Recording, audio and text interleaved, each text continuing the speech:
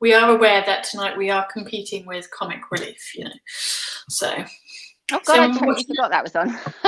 I just went trending on Twitter, so yeah, I haven't watched it in about 25 years. So there was a Star Trek one once, wasn't there? Do you remember? Was that Red Nose Day? Red Nose Day is Comic Relief, isn't it? Hey Gary, hi. Yeah, there was a Star Trek Comic Relief one year, wasn't there? Did you see that? No. Oh, it's on YouTube. It's really good. It was either Comic Relief or one of those other fundraiser evenings, and they did a sketch which was so funny. I haven't seen it in years, so I'll have to watch it again, but it's good. Hey Christoph, hi Gary twice. Gary, are we on all your monitors? Do you have 9 Trekkie girls around you? Hi, yeah, so hi Nadim, all our friends are here. Nice to see you all. Tonight we're going to be talking about Star Trek Pets, which Sarah's just reminded me that we've probably spoken about before, but you know, we love animals so much. Hi Julia. We spent about 20 minutes talking about Grudge. He's new. Yeah. We will talk about Grudge, yes. And hi Tim. We've also got the Lower Decks episode Veritas to talk about as well. And if forgive me, I've been drinking since 9 o'clock this morning. It's not even a joke. It's not. No, according to her Instagram, it is not a joke. I have actually been drinking a lot today, so I'm just going to try and stay awake. So, we've got a new on-screen comments section, have we? Oh, I did see that. I didn't think we'd actually. Didn't even know. I didn't actually think we'd done that. I didn't think I'd actually. Let me have a look on the interwebs. I don't think it's working on Periscope anymore. Has Periscope gone kaput? I think they might have gone now, but Oh no, Rashid's on Periscope. Oh, there we go. Because it says she is a queen. Yes, you are right. She is a queen. Let's just jump straight in with. Let's do a little bit of news first, shall we? Let's do a little bit of news. Voyager Documentary. OMG! How amazing is that? So good.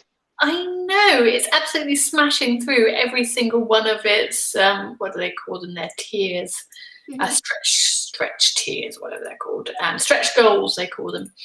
Yes, they're what are they up to now? I can't remember where they're up to, but they're up to quite a lot. But if they get to 825, I think it might just be under $825,000 is their next stretch goal, and we will get some remastered footage of Voyager in HD, which would be quite cool. That would be To be cool. honest, I thought it already was out in HD. I'm sure I've watched it on TV in HD already, but that's great. Yeah. I like your tweet, Sam, about how much will it take to get an 8th season.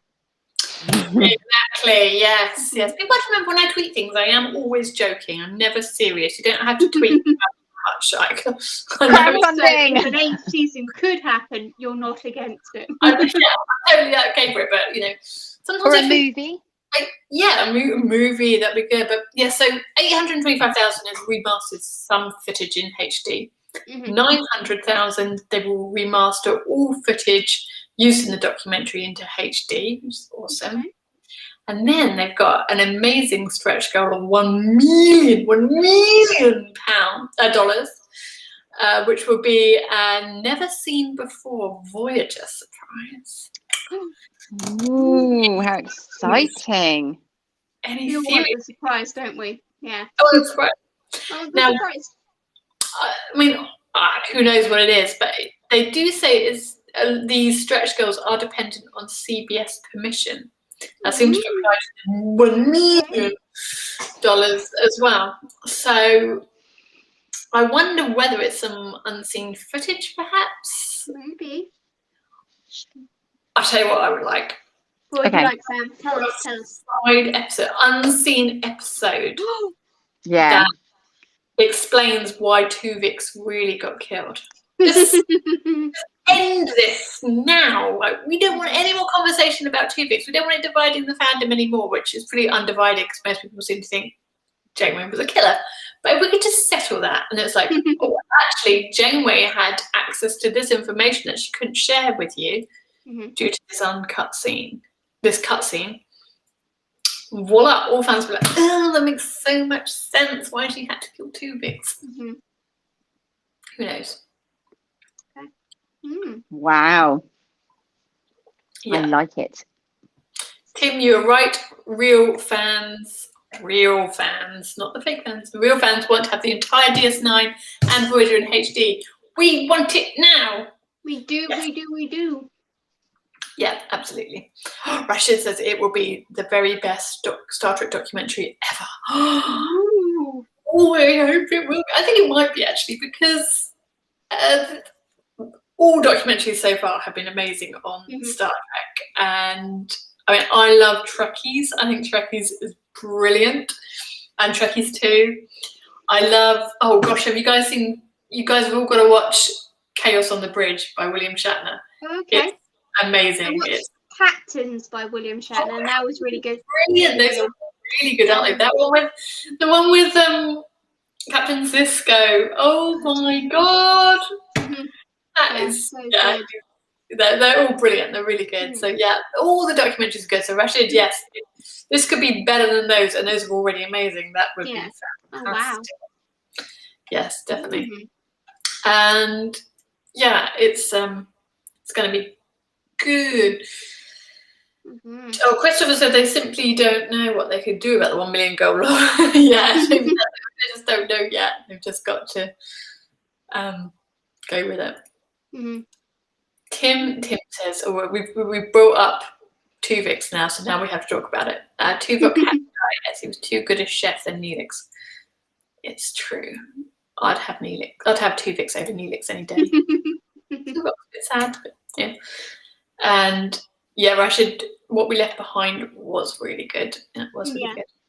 The Love of Spock was really good as well. The Love of Spock, of course.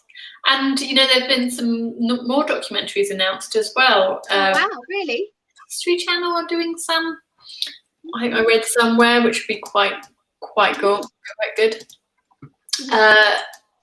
Oh look, the Riker Spears Shuttle Pod 1 documentary is still in the works. Ooh. Fun. And oh look, all these documentaries coming out. What's this one, Christoph? Never Surrender Galaxy Quest documentary is too good to. Have I seen that? I don't think I've seen that. I've not seen that, no. Oh, that's good. Your top 5 movie, the documentary has Will Wheaton in it too. Oh, now that rings a bell. I think I might have seen that. Yeah. Okay. Do you think they will try and get in contact with Jennifer Leon? Oh, I don't know. I hope she's okay. I really would love to see. I hope she's on the documentary, even for a little bit. Yeah, I hope she's okay. And you know, we see her back in. I'd like to see her back in the circuit. I'd like to see that she's doing well. I really, really do. Yes. Oh, Martin has made a good point. Maybe there'll be an epilogue to Endgame or an alternate future where Voyager is still lost for 26 years. Oh, an alternate future is interesting. Well, I was going to say, I always wanted to see Tom Paris's reunion with his father because and I was like, I'd love to see that. Yeah, that would be nice. Yeah, surprise. Very interesting. Yeah, interesting. So, it's got some more information on the History Channel. History Channel does 8-episode documentary series. Ooh, they already did a 90 documentary for the 50th. What? Maybe I did. I don't know. I've got some homework to do, I think. Yeah, I'm going to watch some documentaries. I saw there was one, The Toys That Made Us on Netflix, which is quite good. I watched that one. Did you? What did you think of it? Yeah, it's good. Yeah, I enjoyed it. Yeah, I watched all of them because family toy lovers. So yes. Yeah, it's good. Absolutely. And other news. Have you heard about the Star Trek? You guys would have heard about this. The Funko Pops. Yes. Yeah. They've announced. How many is it? 8 original series themed Funko Pop heads, which I know, Carol, you're into those, aren't you?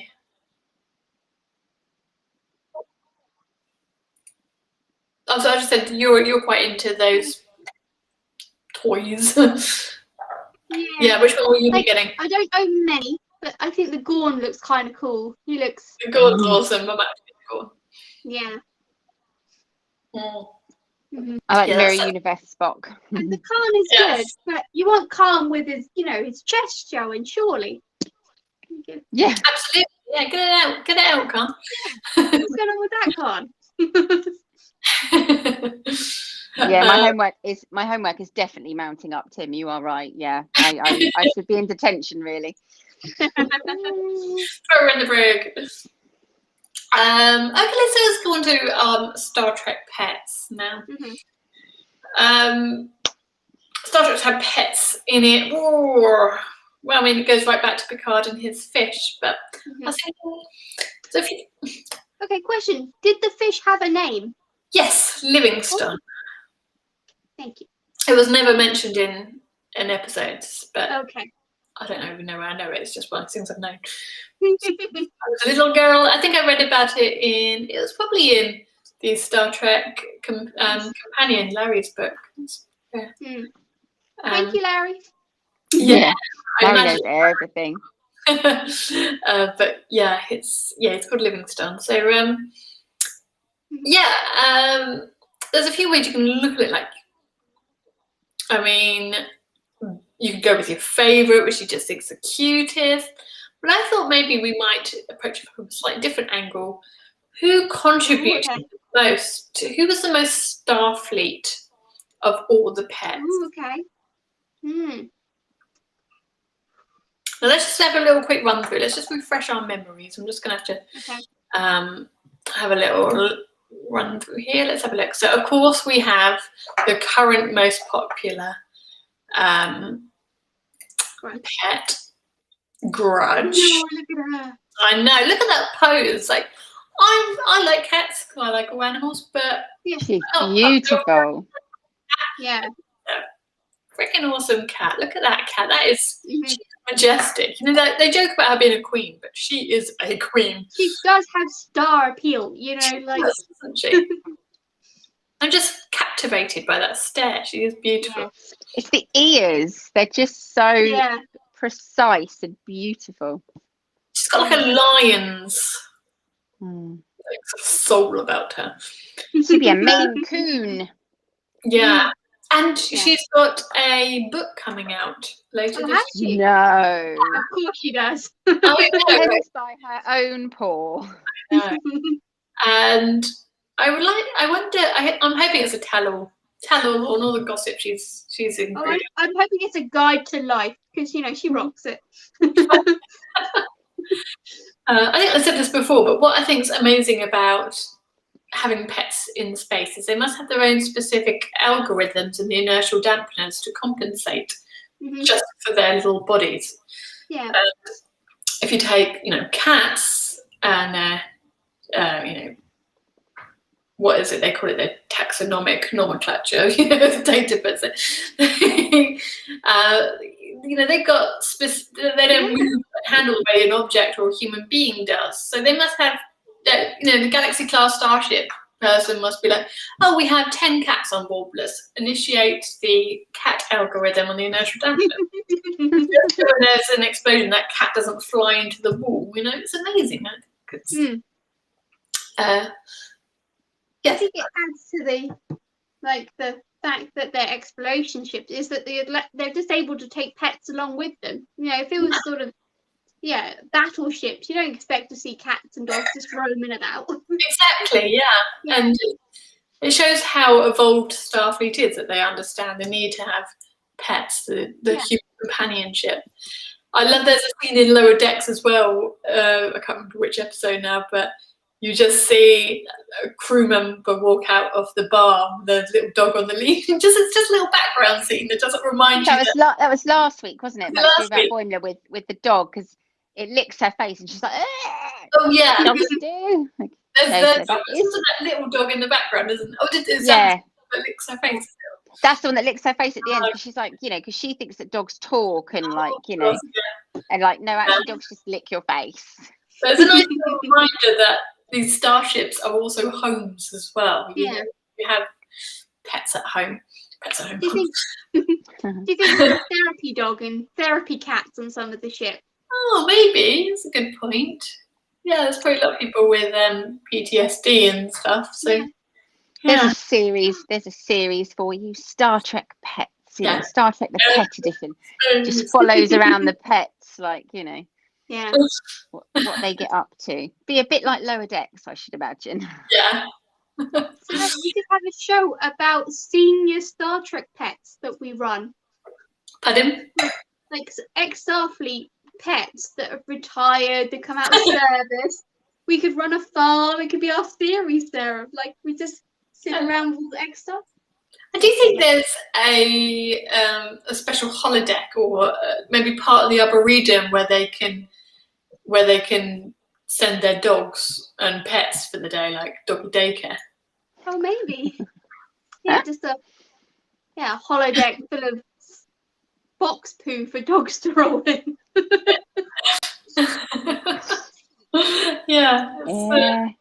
And there must be like vets on, but we've seen pets in sick bay. But yeah, back to Grudge. So Grudge is an awesome cat and contributed. See, I don't know whether. See, this is another thing.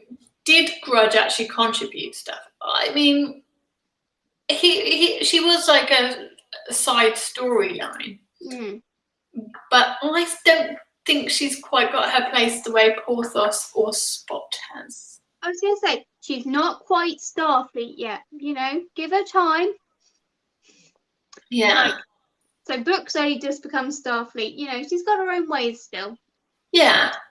Yeah, she'll contribute later. Now this doggy did stuff. This was the first dog to boldly pee on another planet, for one thing. And yeah, I have quite a soft spot for Porthos. Porthos is, like at DST every year there's the Porthos that looks like frozen, and every time it's like, why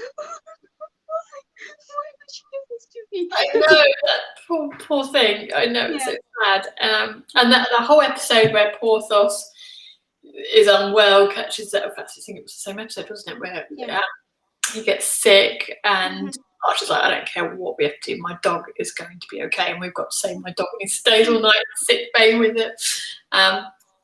It was a really sweet episode. But I still don't know that Porthos really contributed much.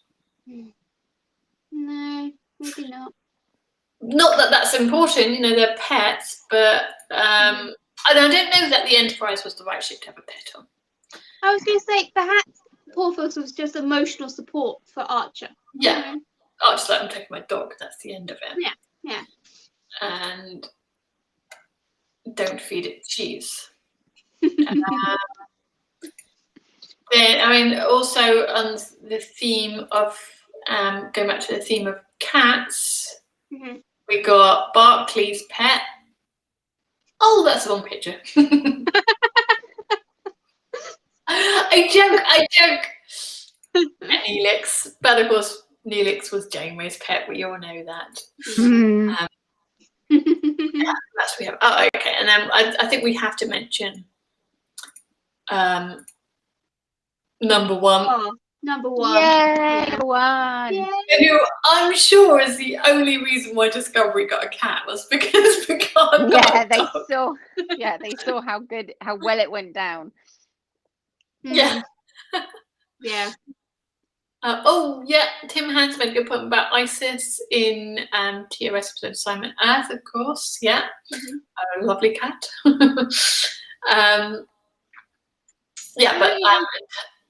In later Picard, number one meets number one, like dog meets man. Oh yeah. I want that. And of course, I mean, number one has a job of protecting Picard, so that's good. But I would like to argue that the best pet is. I feel like Sam's going somewhere with this. I don't know. Of course, it's Spot. Was there any doubt? is the best Starfleet pet. Yeah. Because, and don't get me wrong, I think Spot's a jerk like the rest of them. Like, I know everyone who worked on TNG said Spot was a jerk, but Spot saved the day in the episode Genesis. Like, actually saved the day. If it wasn't for Spot, they would all still be mutated, devolved human beings and aliens and Klingons. Exactly. And I think, when Data's looking for Spot, I forget when it is, but he finds him on the rug and he picks him up and hugs him. It's like the most emotional scene. Like, it's so... I am happy and I'm crying. Is there something wrong with my... Exactly. Yeah, that's a great moment. Yeah. And, so I think Spot, I think, contributed most to Star Trek. Definitely. As far as pets go. So that's my thoughts on that. Mm-hmm. Okay. I would agree, I think. Reason to argue with you, Sam. Yeah. We don't argue with our queen. No. We are as one. Okay, guys, we do a bit of Lower Decks review. Yeah. Episode Veritas. Get my notes up. I've got a new phone. I don't know where anything is anymore. Oh. So, I love this episode for many reasons. The trial situation makes you think of, like early TNG, and the tank of eels. I love a classic bad guy who has a tank of eels to drop people in. And the random appearance of Q. Oh. Of course, it's Q episode, isn't it? Yeah. Yeah, I don't have my notes, but yeah, it's Did John Delancey voice Q in this? I didn't. Yeah. I didn't look to see. Oh, he did. Oh, awesome. He did. Awesome. So, and I love that. I still don't really understand what was happening. It was a party, but I don't understand how that ended up with a tank of eels. I'm very confused. Different cultures, different ways to party. Yeah. Weird. It did feel like a proper reflection of what Lower Decks is. The way they kind of like slack off a little bit, but they also are very Starfleet, and that kind of really came through in the episode, which I really liked. I like Boimler's speech where they're like, "We know nothing." Like sometimes the bridge crew know nothing. They're just sort of reacting. Yeah. Us Lower Decks, we know nothing. I like that. You have the background story going on with the map that Captain Freeman had of the Federation and the Romulan and the neutral zone. So throughout it, there's been something you can tell that there's the Romulan crisis is happening. Yeah. You're sort of on the periphery of it, but they don't go too deep into it. But they're not ignoring it either. They're not pretending nothing's happening, which is really cool. I did wonder for a moment, like there's in the assault team with the number one guy. I forgot his name. Oh my god, what's his name? Oh, Commander Ransom. Yeah, Ransom. There's like a guy who could be Worf because you got the black band. Oh yes. Yeah, the eye and the forehead. So it's like, is that Worf? Yeah, I think they're definitely playing to it, weren't they? And, the whole macho and she's the cleaner. Yeah, that was. Which takes pride in just cleaning the conference room. She's so me. She's so you, Sarah. It's unbelievable. The captain's chair. I'm going to make sure it's extra clean. Yeah. It's so funny. Yeah. Yeah. I think. We've all definitely got. I still don't know. I look for stereotypes in each of us, but no, you're Tendi. There's no doubt about that. But the rest of us are a bit like I feel like I can be a bit of everyone. Excuse me. Yeah.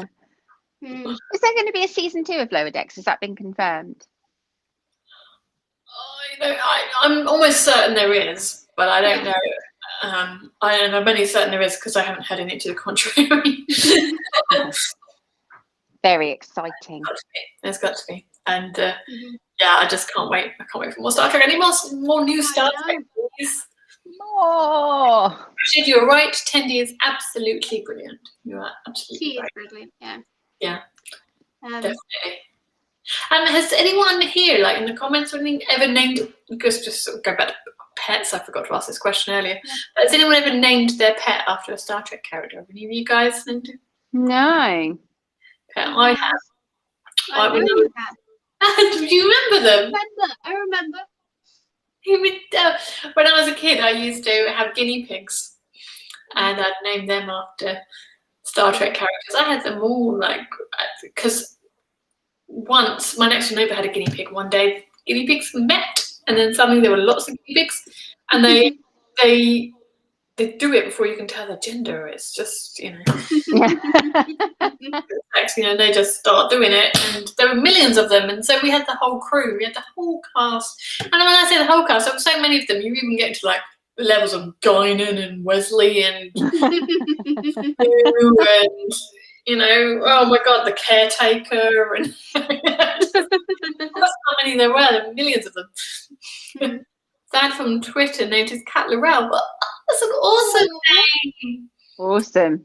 Oh, I did have a dog, and we rehomed her, and I wanted to give her a Star Trek name. I wanted to call her Worf. I just thought that was a great name for a dog. But because she already had a name, like her name ended up being Poppy, which is what it was, which was so basic. People looked at me like, "You have a dog called Poppy? Like that's the most un-you name I've ever heard." I know it's basic. She came with a name. The key is you just have to find one that sounds the same. So you need a Star Trek name that sounds like Poppy. I don't know what that would be off the top of my head, but as long as it sounds the same, it's the kind of phonetics they get. Spocky. You can call them. Spocky. You can call them anything. Excuse me. That his doggy Benji is named after Benjamin Sisko. Oh, sweet. Oh, cool. He sometimes just like poo on the carpet and then drink a whiskey and said, "I'll do it all again." Oh dear. Oh. Yeah, you could have Harry. Oh no, it was a girl dog, but you could have Harry. I can't think of anything else that ends in Beverly. Beverly. Like Beverly. Bailey's looking at me like, did she call my name? Dog. There is a Lieutenant Bailey. You're okay. Yeah. That was completely unintentional.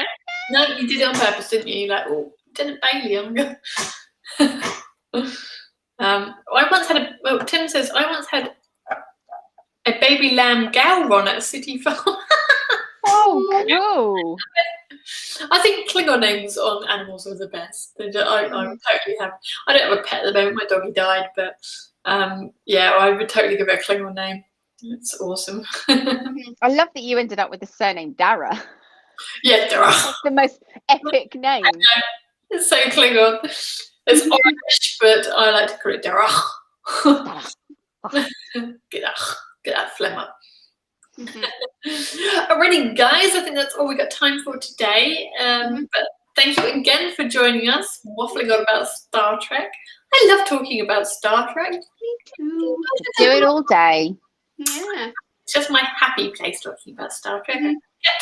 Yep. So I was just thinking, next Red Nose Day, should we do a sponsored talk about Star Trek for 24 hours? Whoa. Tell me. 24 hours would not be long enough. Tell everyone, Carol, what we did. Tell everyone what we did. So, back in school, we did a sponsored talk about Star Trek for the day. We sat all day. It was great because we got to get out of classes. Yeah, got to sit in this nice little office and talk about Star Trek all day. Yeah.